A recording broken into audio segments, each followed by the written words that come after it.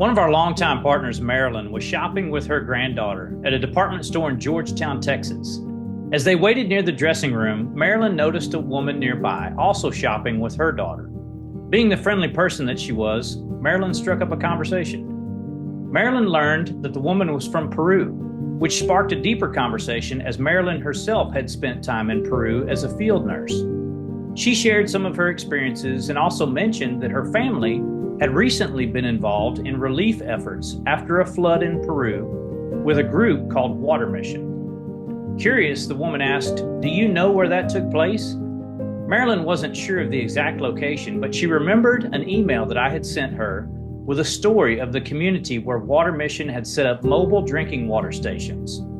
She pulled up the email on her phone and said, "I can't pronounce the name of the community, but here it is."